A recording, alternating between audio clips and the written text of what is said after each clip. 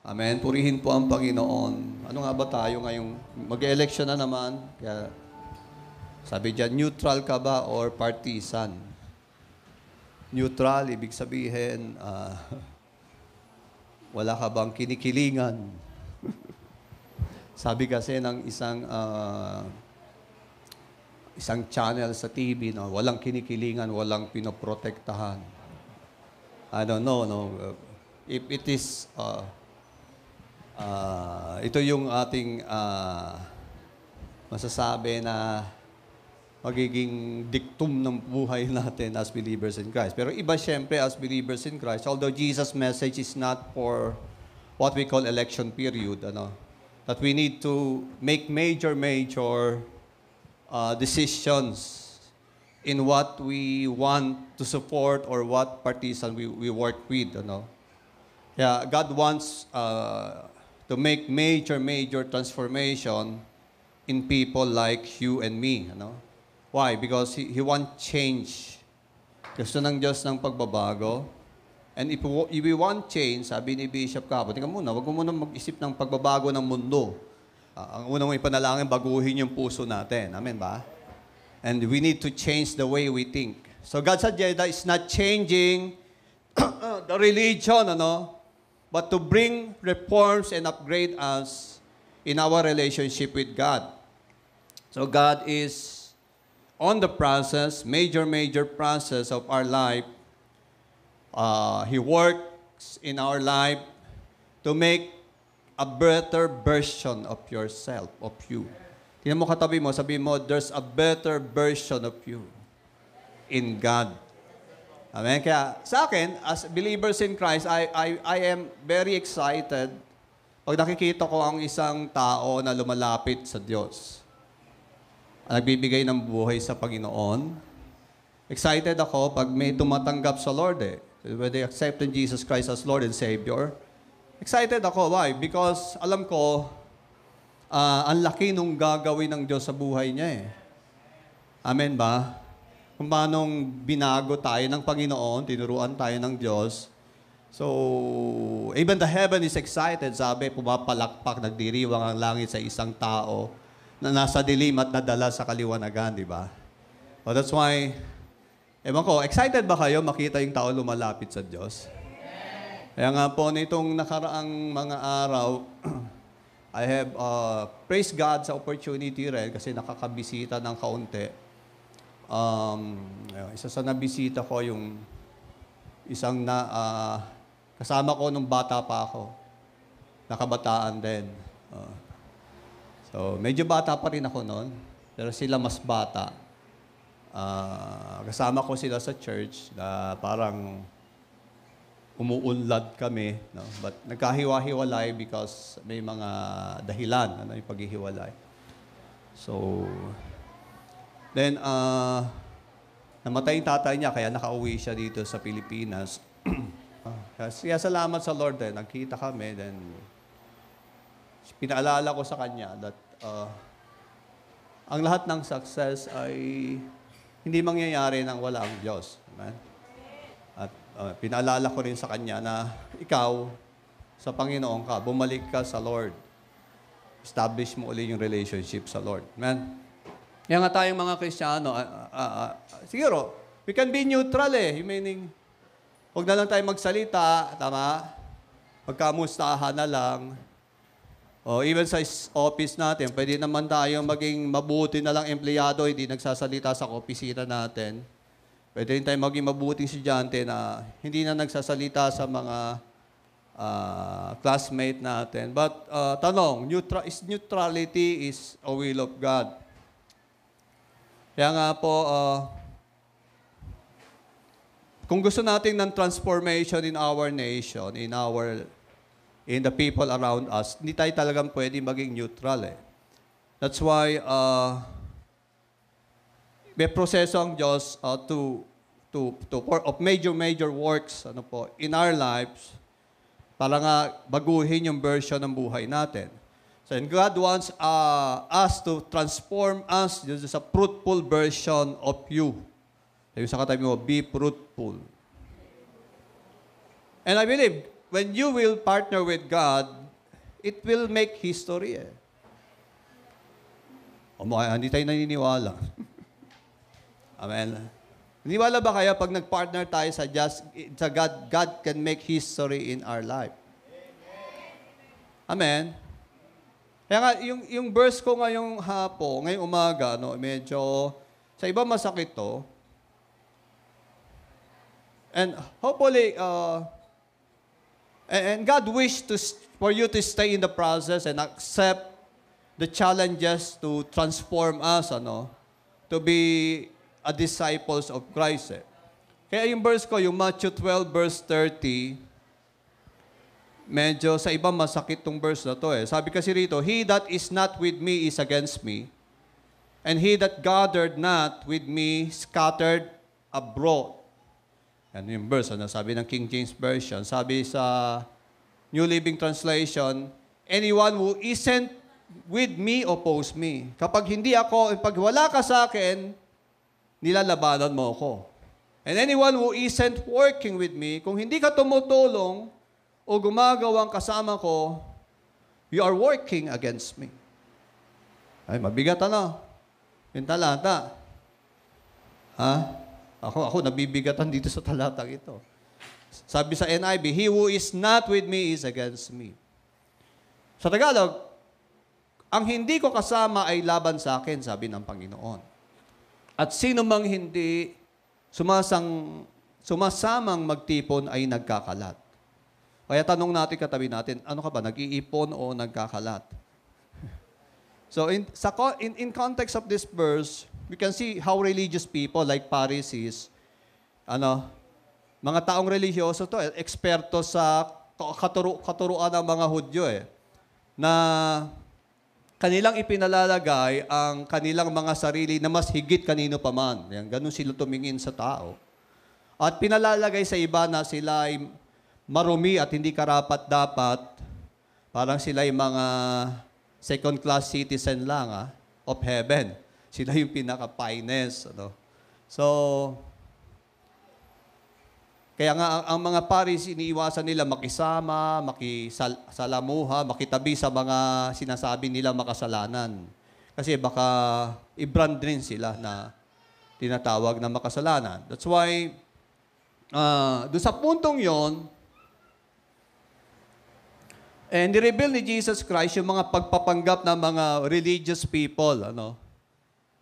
So yung kanilang mga kaipokrituhan doon sa kanilang mga sinasabi.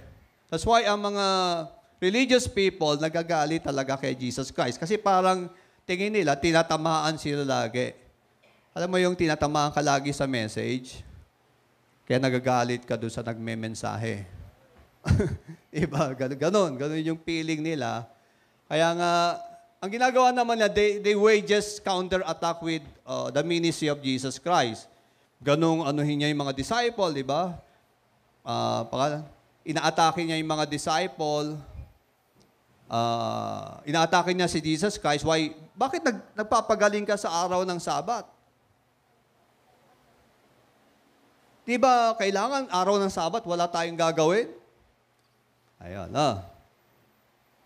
They are accusing Jesus Christ that his deliverance ministry na nagpagaling siya ng isang inaalihan ng demonyo dito sa chapter na ito, na inaccuse na si Jesus Christ na sa demonyo ginagawa mo. Kasi si Beelzebub lang ang pagpalayas kay Beelzebub. So yun yung mga atake nito, mga religious people in Jesus Christ. Hello? Nakikinig ba kayo? I believe sa isang banda, nakikita ng mga religious leader how powerful the message of Jesus is. Kakaiba siyang magmensahe kumpara sa kanila, and these religious people see the authority of Jesus doon sa mga demonyo. Kapag si Jesus nag-utos na lumayas ang demonyo, lumalayas. Sabi sa katabi mo, in Jesus' name. Tinati kung may lalayas. In Jesus' name, layas. Amen po. So, maybe sa akin, teka muna, bakit tong Jesus na to pinakikinggan ng daming nakikinig? Ba't kami parang pag nagsalita, labas sa kabilang tenga. No, nakita nila yung authority of Jesus Christ. And I believe, yung deliverance ministry, sa akin, should be also a part of present-day ministry. Inside the church, outside the church. Because why we are on the last day. O kaya nga po, we cannot be neutral. Tama?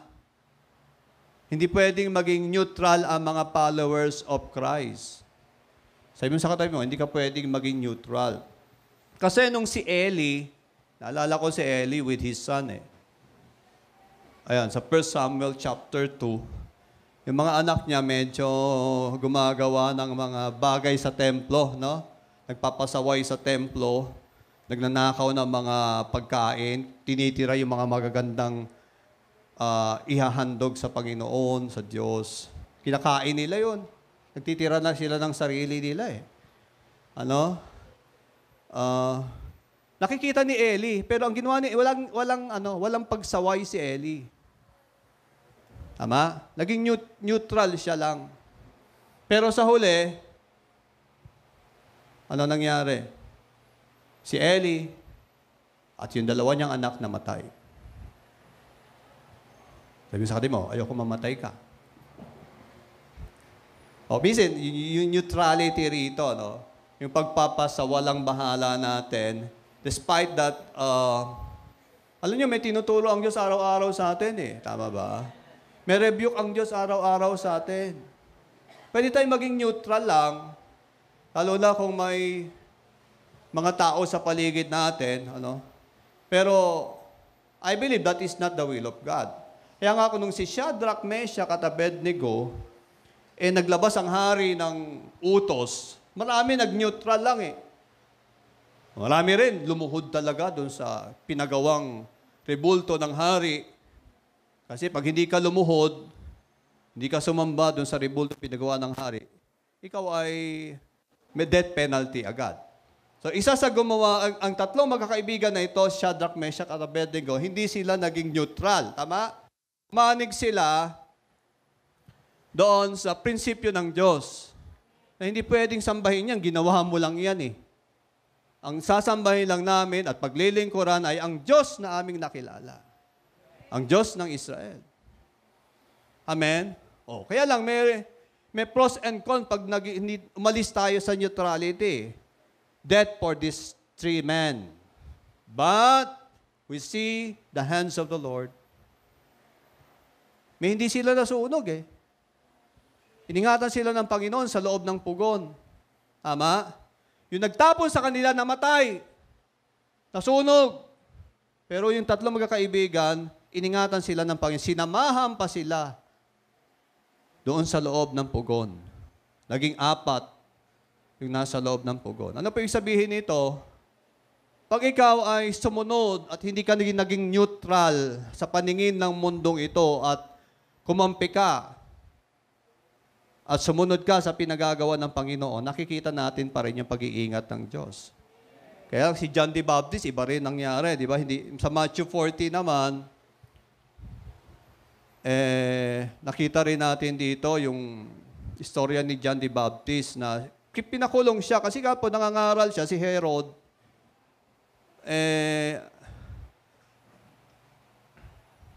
kinuha niya yung asawa ng kapatid niya. Kinuha niya. Hiniwalay niya yung asawa niya, kinuha niya yung asawa ng kapatid niya. Wow, grabe si Herod. So kaya, siyempre nakita yun ni John the Baptist. Hindi siya nanahimik. Sabi niya, mali ginagawa mo, immorality ginagawa mo. So para manahimik si John the Baptist, pinakulong siya ni Herodes. Amen ba? Okay. I mean, he is taking stand for what is truth. Hello? Ang tanong, ang mga Kristiyano ba handang makipagtumayo sa totoo at tumayo sa panig ng Panginoon? And even our experiences in sharing our faith to others, meaning we are siding on the side of God. Tama? Pag sinishare natin yung gospel, sinishare natin ang ang kalooban ng Diyos, hindi tayo nahihiya, we're siding on the side of God. Pag nananahimik tayo, sabi ng verse kanina, hindi tayo panig sa Diyos. Wow! Grabe! Kasi pag nanahimik ako, yes!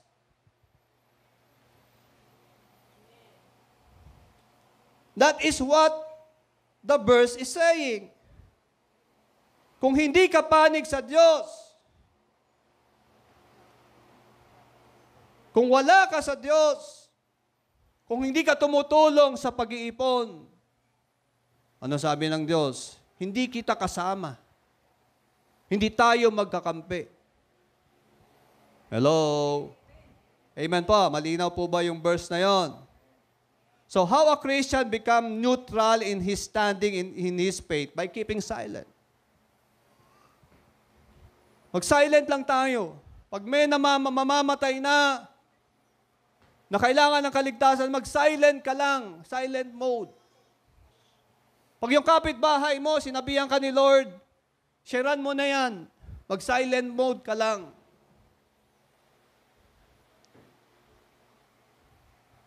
Hello? Ano po, nagiging neutral po tayo. If our mouth is shut about what is happening to this world, nagiging neutral na po tayo. Hindi by not taking a clear stand, hindi malinaw yung stand natin as believers in Christ, neutral ka lang. Amen ba? Ay, hindi malinaw. Hindi mo malinaw sa kasama mo kung sa kaliwa ka ba, sa kanan ka eh. Kaya nauso ngayon yung salitang hunyango. Tama ba? Pag nasa church, banal yan. Paglabas, inayan ng kaibigan, sadali Lord naunawaan mo naman ako eh. Iba na naman kulay niya. Patawag doon, hunyango. O sa iba, balimbing. Ano yung balimbing? Pauso yan ng mga, sa eleksyon eh, balimbing. Balimbing yung kabilanin. Pagkaharap niya, okay. Pagtalikod, iba na naman sinasabi. Ay, mga uso. Mga inusong mga sinasabi ng mga tao at ng mga politicians. Sabihin mo sa katabi mo, hindi ka politician. Kristiyano ka. Kristiyano po tayo. Amen po. Yung neutral thought din. Minsan, pity thought natin, neutral na rin. Bahala na si Lord sa kanya. Kasi baka ma-open ko siya pag nagsalita ako eh. Alam niyo po, ang gospel is very offensive sa mga nasa dilim talaga. Offensive talaga yan. Ganyan talaga eh. It's about heaven and hell eh. Pag binanggit mo ang hell, sa iba, that is not a good message. Tama? Pero pag sinabi mo, ang ganda ng hair mo, good message sa kanya yon. Ang ganda mo ngayong araw na ito, good message sa kanya yon. Pero sinabi mo, pupunta ka sa impyerno pag di mo kilala si Kristo, bad message yan. Magagalit sa'yo yan. Pero ang tanong ko, ang Kristiyano ba ay kailangang mag-stand doon sa sinasabi ng Diyos o sa sinasabi ng mundo? Isip po tayo. Even in our actions, sometimes we are neutral eh. Neutral tayo. Maraming Kristiyano, neutral pa rin. Sabi sa katabi mo, sino ba talaga ang kanino ka papanig? Ako, magandang tanungin, di ba? Dapat matalino ako eh. Papanig ako sa panalo.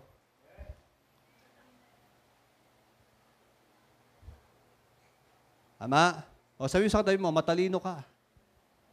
Pumanig ka sa panalo, sa win-win. Tama? Amen po? Kaya nga sabi ni Ephesians 6, finally, my brother, be strong in the Lord, in the power of His might.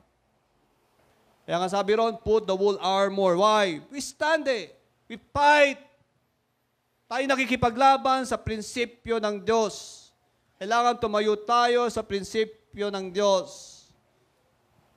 Bakit sabi na, we are wrestling not against flesh and blood, but against principalities, against power, against ruler of darkness. Man yun. Grabe yung kaaway, kalaban natin eh. And the believer should stand. Amen? Hello? Dapat tumatayo po tayo.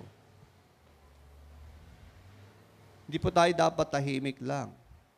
Ang sabi ni Jesus, ang sino mang hindi tumutulong sa akin para mag-ipon ay nagkakalat. Di ako nagsabi niya na Panginoong Hesukristo. Kaya sabihin natin sa katabi natin, sige nga, ang hindi tumutulong sa Diyos na mag-ipon ay nagkakalat. Amen po? Kaya nga two forces are at work in this world.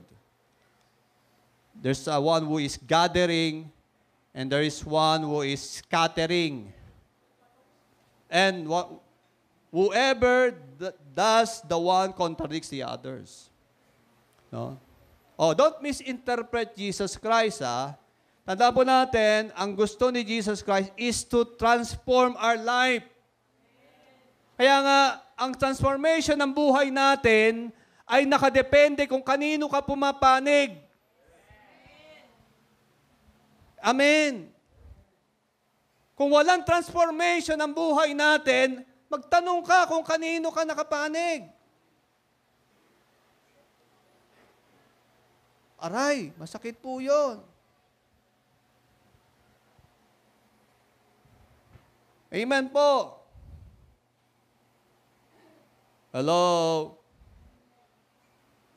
Kaya nga sabi ni Jesus Christ sa kingdom parable niya, di ba? Yung may naghahasik. Di ba? Isa lang yung tumubo at namunga. Saan hinahasik? Sa mataba. Matabang lupa. Amen po? Oh. Ano ibig sabihin nun? Hindi pwedeng ang Kristiyano ay nagmiministeryo at wala siyang bunga. Kapag ang buhay natin ay matabang lupa, purihin ng Diyos. Bakit? For sure, mamumunga ka. Amen po? Kaya nga sabi ni Bishop, diba, it's not what you like. It should be what you need. Huwag puro like. Dapat tinatanong natin, ano yung kailangan ko? Amen? Ang gustong ibigay sa atin ng Diyos, yung kailangan natin. At hindi gusto lang natin. Magkaiba po yun eh. Kasi baka yung wants mo, hindi naman nakakatulong sa buhay mo eh. Tama ba? Baka magtanong ka naman, ano talaga yung needs mo? Yung kailangan talaga natin. Kaya nga hindi naparito ang Panginoon para ibigay yung wants natin eh. Naparito siya para ibigay yung needs natin. Kaya nga, pag nakita ng Lord na namamali na yung motives natin as believer, nagiging hypocrite na rin tayo eh. Amen? Yung Christianity, nagiging religion na lang sa atin. Bakit? Kasi nga, nami-misdirect na yung buhay natin. Ano gagawin ni Jesus? I-rebuke tayo. Tama? Mahal ka ng Diyos eh. Kaya ka re-rebuke, mahal ka ng Panginoon. Amen? Sino rito tumatanda na? Tumatanda. Di ba ang gusto mo na lang repetitions? Ako gusto ko na lang repetitions. Ano yun? Yung sirkulo. Gusto ko yung kailangan ko nahandyan na siya kasi diyan siya talaga nakalagay. Pag inalis mo yan dyan, nasa dito lang yun eh. Amen ba? Para kasi gusto mo ano na yan eh, nahandyan na siya, di ba? Routine, routine na siya. andyan na siya dapat. Si A, nandyan siya sa A. Si B, nandyan siya sa B. Si D, nandyan siya sa D. Pag nilagay mo si D sa A, mag-aaway. Amen po? Oh. Meaning, meron tayong mga nakagawian sa buhay natin na minsan hindi na pala nakakatulong sa atin.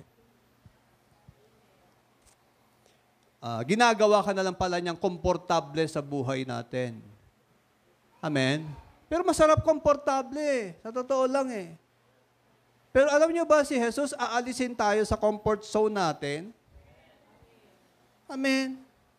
Even Moses, imagine 40 years siya as a prince of Egypt. Siya yung nagdidikta. Nalaman niya may calling siya sa Lord.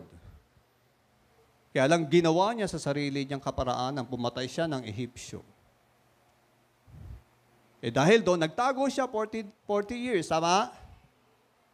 Alam niyo kung sino kasama ni Moses in the next 40 years of his life? Hayop.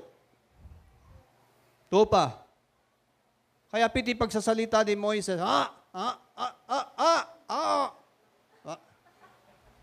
naudal. Yung naging routine niya eh. Amen ba? Kaya mag-ingat kayo sa routine nyo. Ang daming routine, walang tulong. Hindi nakakatulong sa atin para lumago tayong Kristiyano.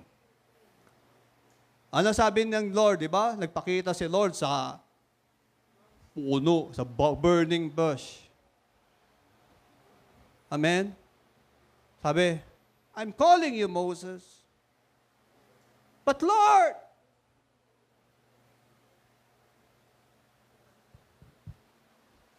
iba na lang. Bakit? Hindi ako marunong magsalita. Ako utal. Amen? Imagine nga, kahasama mo, kausap mo, 40 years, hayop. Ay, hindi ka mautal doon. Naging routine. Alisin siya ng Diyos sa comfort zone niya. Bakit? May pagagawa ang Diyos sa kanya na magbabago ng istorya ng maraming buhay. Amen? So, kailangan ni Moises umalis sa comfort zone niya. Amen? Aba, masarap yun na mag-aga-aga ka na lang ng baka araw-araw. Meron kang bulalo. Araw-araw. May pagkain ka araw-araw. Sitting pretty ka na lang sa ginagawa mo. Why? Kumikita naman ako rito eh. Tinawag ka ng Panginoon. Go away from your comfort zone. Bumalik ka sa Ehipsyo. Dahil ikaw magliligtas sa iyong mga kamag-anakan na naalipin sa Ehipsyo. Dahil sila ay nanalangin, tinugon ko na sila. At ikaw ang katugunan sa panalangin. Imagine, si Moises ang katugunan sa panalangin ng mga Israelites. Hello mga kapatid. Ano po ibig sabihin nun? Moses need to get out of his comfort zone. Amen po? Sabi mo sa katabi mo, in Jesus' name, umalis ka sa comfort zone mo. Amen. Kasi pwede sa bahay, mamahinga na lang tayo eh. Sa totoo nga, ang Kristyanismo, pakialaman ng buhay. Bakit? Yung bibisitahin mo, hindi mo makaano-ano, pagpe-pray mo.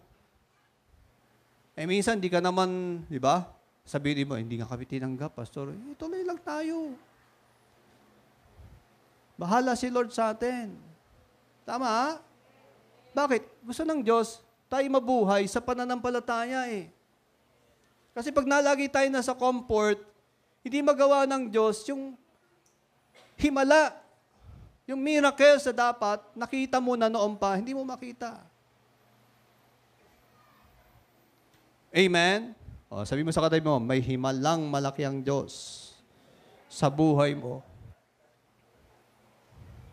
Amen? O, pwedeng si Moises mag-neutral na lang eh. Ano nangyari sa Israelites kung nag-neutral si Moises ng mahabang panahon? Imagine? Baka hindi na Moises pangalan nung pinadala sa Ehipsyo. Ang tanong, kapag narinig mo ang nagsalita ang Diyos sa iyo, ano gagawin mo? Mag-neutral ka ba? O kakampi ka sa Kanya at sasama sa Kanya? Amen po. Sabi mo sa katabi mo, hindi ka hunyango, hindi ka kabilanin, hindi ka balimbing. Bakit? Mga neutral yan eh. Amen? Kaya nga sabi ng ibang politiko, pera-pera lang yan eh. Bakit? Sabi ng iba, kung sino maraming pera, siyang nananalo eh. Nawag, hindi tayo kasali doon.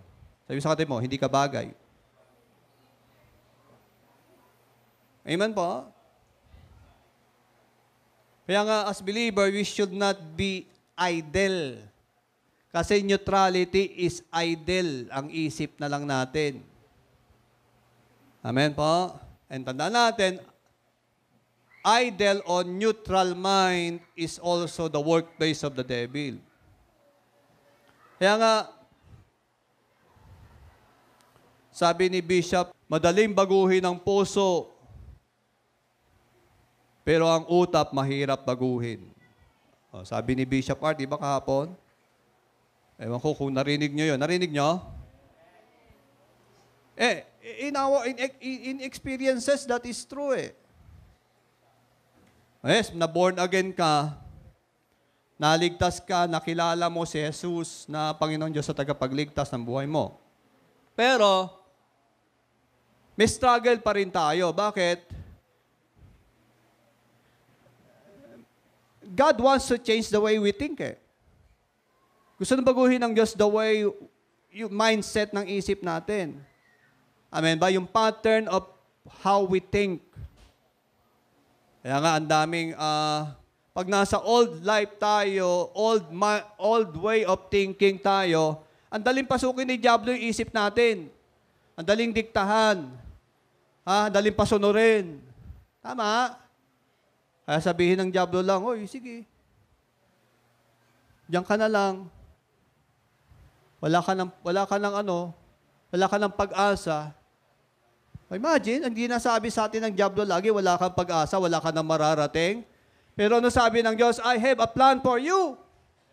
Plan to prosper you, di ba? And give you a hope and a good future. Ang ganda ng plano ng Diyos, si Diablo, dinidiktahan ka. Ito yung bagay sa'yo. Talunan ka. Wala ka na magagawa. Pakamatay ka na kaya? Yan, daming ngayon eh. Nagsusuicide. Why?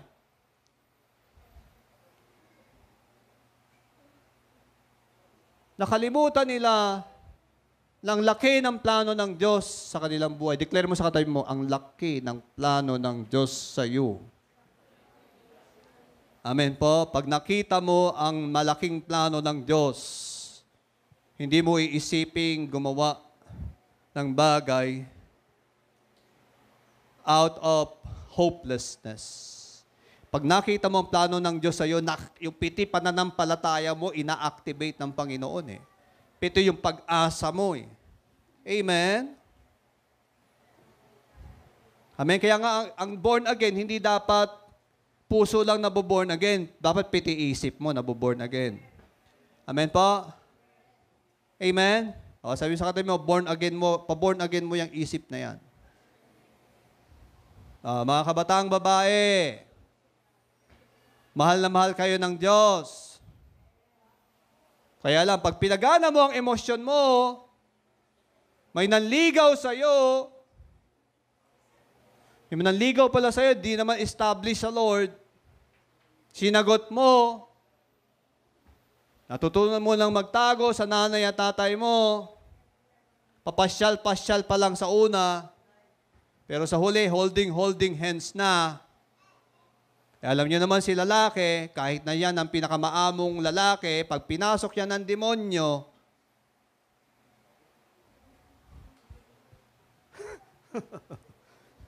mag-aasal hayop yan. Bakit? Ayaw na niya ng holding hands. Yan mga babae, taas kamay ng mga babae. Naku, babae Ayan. Sabi mo sa sarili mo, I will never trust unless God ang nagbigay, ang Diyos ang nagkaloob. Amen? At huwag ka magtiwala hanggat hindi ka kasal. Nako, bakit? Si Taning, coacher din yan Coach din yan yung mga lalaki. Sabihin mo, kung talagang mahal ka, ibigay ang lahat.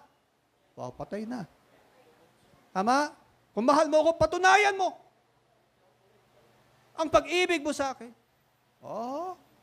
Pag-ibig ba talaga yan? O kahalayan? Hello?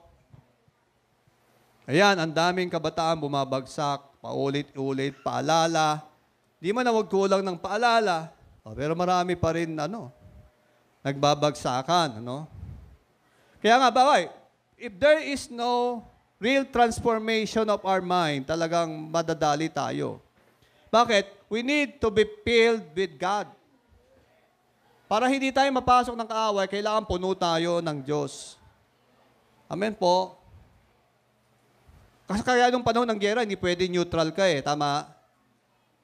May neutral ba nung panahon ng giyera? Dalawa lang yan. Tama? Dalawa lang. Hindi siya pwedeng mag-neutral. Amen po ba? Kaya lang ngayon, ang dami niyang neutral, Kahit sa giyera, may nag-neutral na to avoid conflict Pero tandaan natin, salamat may Kristo na laging panalo. Sa Kanya ka kumampi. Amen? So, to end neutrality, una, trust God. Trust God rather than man. Tandaan natin, neutrality is an issue of trust. Bakit? Hindi mo alam kung sino pagkakatiwalaan mo ngayon. Bakit? Totoo naman Wala tayong pwede pagkatiwalaan kundi Diyos lang Amen? No one can save you but God. No one can give you life but God. Kanino ka magtitiwala? Psalm 118 verse 8, sabi rito, it's better to trust the Lord than to put confidence in man. Sa Diyos ako magtitiwala. Bakit? Siya magbibigay sa akin ng pangailangan ko Diba? Pag nagtiwala tayo sa sweldo natin, sasabihin nga natin, wala na ako sweldo! Diba? Tama?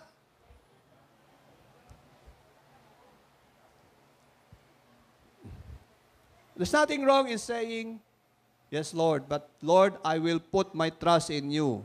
Ikaw ang magbibigay sa iyo galing lahat ng pagpapala ng langit. Amen. Ang Diyos ang may-ari ng lahat. Kahit nga yung uwak, pwede niyang utusan para magbigay ng pagkain sa iyo. Ang tanong, may anak ba ng Diyos na nagutom? Magsabi ng totoo. Pero sa totoo, wala pang ginugutom ang Panginoon. Amen ba? Bakit? Siya yung source Kumampi ka doon sa may source. Amen.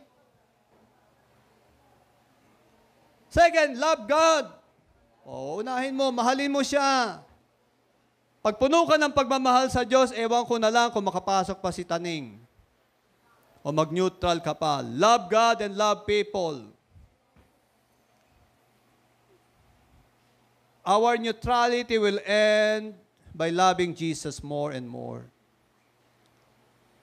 Loving Jesus with all our heart, with our soul, with all our mind.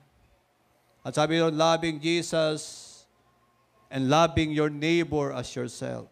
Mark 12, verse 30 to 31. Kaya nga, binibigyan tayo ng Diyos ng reason of existence. Di ba? Kaya tayo nawawala ng pag-asa, hindi mo alam bakit ka pa binubuhay ng Diyos. Tama? Pag hindi mo na alam bakit ka binubuhay ng Diyos, parang iniisip mo, wala na akong dahilan para mabuhay. Isabihin, kaya ako nabubuhay para mamatay. Tama? So hahanap ka ng paraan para mamatay ka na. Hello? Amen po. Sabi mo sa atin, mahal na mahal ka ng Diyos. May plano ang Diyos sa buhay mo. Declare it. Amen? So, bakit neutrality is an issue of heart? Pag ang heart natin, hati, talagang mag-neutral po tayo. Yeah, number 3, fill our heart with God's presence. God's presence is, if we're seeking in Him every day, it will help us to be guided by the Spirit. And the Holy Spirit, and His role is to fill us with God so that there's no influence of evil and the world cannot enter us. Bakit? We are filled with God eh. Amen? Kaya nga, there's no reason na makapasok ang diablo sa buhay natin. Tama? Diba yung umalis yung diablo doon sa isang tao, gusto niyang balikan yung tao, pero nung nakita niyang may laman yung tao, hindi siya makapasok. Pero kung walang laman, tabarkads, pasok. Diba? O kaya sumasama pa sa dati yung mga backslider. Oh, we are not here to para i-ano sila. Pero kapatid, pag-pray natin yung mga nagbabackslide. Na huwag nang pasukan ng marami pa. Amen. Amen, mga Kristiyano. O kaya nga may mga prinsipyo. Number 1 principle, believers to take their position to obey God rather than man. Amen. Sinabi yan ni Pedro, I obey God rather than man. Binalaan siya, pero sabi niya, I obey God rather than man. Prinsipyo yan eh. Hindi natin masusunod ang Diyos pag pinili natin pakinggan lahat ng tao sa mundo. Amen? Huwag tayo masyado makinig sa tao. Baka mamaya pinakikinggan mo. Papahama ka pala. Makinig tayo sa Diyos. Gawin mo yung sinasabi ng Diyos sa'yo. Period. Huwag nang pakialaman yung iba. Huwag ka nang magmarite sa iba. Amen? Pangalawa, believers should concern on what is Jesus, on what is Jesus concerned. O, I'm saying, papakailaman lang natin, ano yung concern ni Jesus? Amen? With whom you will do your partnership? Sino ba ang kinagigiliwan mo, iniidolo mo? Amen? O, ano ba concern ni Jesus? To destroy the works of evil, the devil. Amen? Ang concern ni Jesus, pastulin ang mga tupa. Bakit? Ang mga tupa parang mga walang pastol. Kanya-kanya. Kanya-kanya ng daan. Sabi ni Jesus, hindi pwedeng ganyan. Ang mga tupa ng Diyos, isa lang direksyon yan. Papunta dapat sila lahat sa langit, sa mabuting pastulan. Amen? Ang concern ni Jesus is to set an example of service to all of us. Bakit? Kailangan maging servant. Ano tayo? Heart tayo lahat eh. Sabi mo sa katabi mo, in Jesus' name, servant heart. Lay hands mo, servant heart. Hey. Amen. Amen po. And to reveal Himself to us. Gusto ng Diyos ihayag ang kanyang sarili sa ating buhay. And believers should desire more of Christ in his life. More fire in living for Christ. Dapat humihingi tayo, Lord, paapoyin mo ang puso ko para mapaglingkuran kita na may apoy sa puso ko. Amen. Pwede ba tumayo tayo? Let's the Word of God sanctify our heart. And let's the Word of God guide us in our major decision sa buhay po natin. I believe, sasabihin nyo, I don't want to be neutral. Amen? You need to take your stand today. If you're saying I am a child of God, ibig sabihin, you're siding on God. You're siding on the mission of the Lord. Amen? If you're saying, I am on the side of God, Lord, fill me with your presence, Lord God, today. Pwede po, taas natin kamay natin. Kung nagdesisyon ka na, ayoko na maging neutral, Lord. Kailangan may maligtas. Gamitin mo ako, Panginoon, ang daming kaluluwa na pwede kong pagtuunan ng pansin para dalhin sa iyo, Panginoon. And God wants to use you in a mighty way. And God cannot use you if you have that neutral heart. Amen. But if today you will decide, Lord, fill me today, Lord God. Ayoko na, dati pa rin ako. Gusto ko paglabas ko rito, Lord, sa lugar na ito, I'm a brand new man because you are filled me with your presence, Lord Jesus. And Lord, it will change the way I think. It will change my destiny, Lord God. And Lord God, you might use me in a mighty and powerful way, Lord God. Gagamitin mo ako in a mighty way. And I believe and I declare po, lahat po ng tao na naririto, sino ka man, ano man yung past mo, hindi mahalaga sa Diyos. Ang mahalaga sa Diyos ay kung paano ka nagdesisyon sa umagang ito na ibigay sa Kanya ang lahat. Lord, I am on your side, Lord God. Hindi ako magkakalat. Tutulong ako sa pag-iipon dahil I am on your side, Lord Jesus. Sige po. Can we pray rin sa katabi natin? Sige, pag-pray natin. Let us minister to our brother and sister. Sige po, sabihin, let's declare it. Man, hindi tayo hot or cold. Let's declare. Amen. Ang isang mainit na pananampalataya. Desisyon na sa Diyos lang ako susunod. In Jesus' mighty name. Yes, Lord Jesus. Yes, Lord. We worship your name. In your presence, there is freedom, Lord God. Jesus. In your presence, there is liberty, Lord God. Fill us today with your presence, Lord God. Let every heart be filled with your presence. Let you manifest, Lord God, all your dreams. Lord God, all your promises, Lord God, will be manifested in our life, Lord God. Hayaan mo ang pangako mo ay mangyari sa iyong mga anak, Panginoon.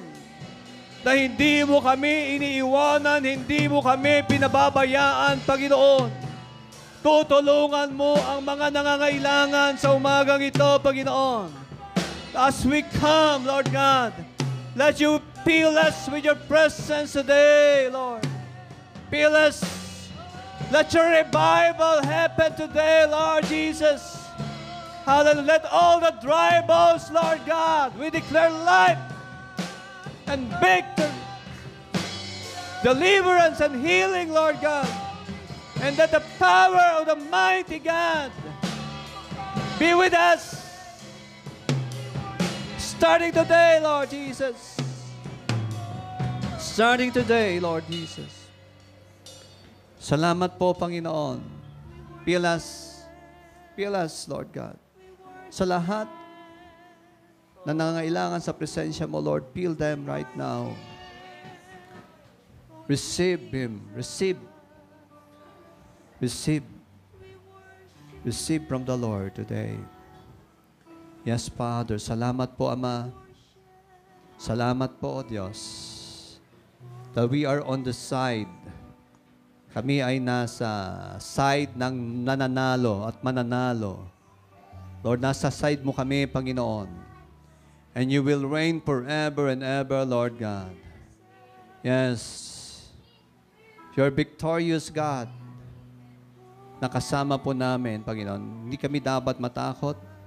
Hindi kami dapat mag-alala, Panginoon. Dahil alam namin, kaya mong isupply ang lahat ng pangangailangan namin. Salamat po, Ama. Let you be glorified, Lord God, in our life. Oh, Yeshua. Let you be glorified in our life, Lord Jesus. Let you be glorified in our family, Lord God. Let you be glorified in our nation, in our city, Malabon, Lord God. Let you be glorified, Lord Jesus. Hallelujah. Let you be glorified, oh Lord. Hallelujah. Salamat po, Panginoon. To you the praises, glory, and honor. In Jesus' mighty name, amen.